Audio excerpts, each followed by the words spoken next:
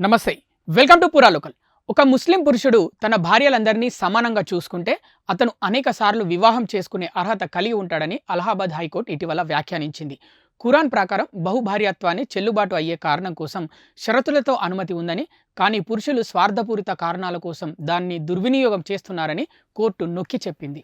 మొరాదాబాద్లోని court జారీ చేసిన ఫుర్ఖాన్ అనే వ్యక్తిపై ఛార్జిషీట్, కాగ్నిజెన్స్ మరియు సమన్ల ఉత్తర్వులను రద్దు చేయాలన్న పిటిషన్ను విచారిస్తున్నప్పుడు జస్టిస్ అరుణ్ కుమార్ సింగ్ దేశ్వాల్తో కూడిన సింగిల్ బెంచ్ ఈ వ్యాఖ్యలు చేసింది.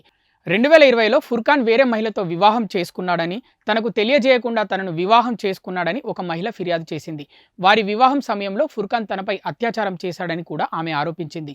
దీని తర్వాత మొరాదాబాద్ పోలీస్ స్టేషన్లో కేసు నమోదు చేయబడింది మరియు ఫుర్ఖాన్ మరో 2 వ్యక్తులతో సహా 3 నిందితులకు సమన్లు జారీ చేయబడ్డాయి.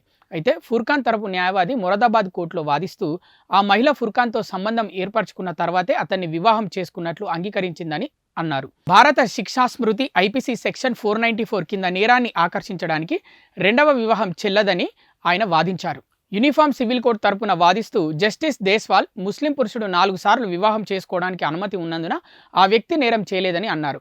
ఖురాన్ బహుభార్యత్వాన్ని అనుమతించడం వెనుక ఒక చారిత్రక కారణం ఉందని, వివాహం మరియు విడాకులకు సంబంధించిన అన్ని అంశాలను షరియత్ చట్టం 1937 ప్రకారం నిర్ణయించాలని కూడా ఆయన అన్నారు.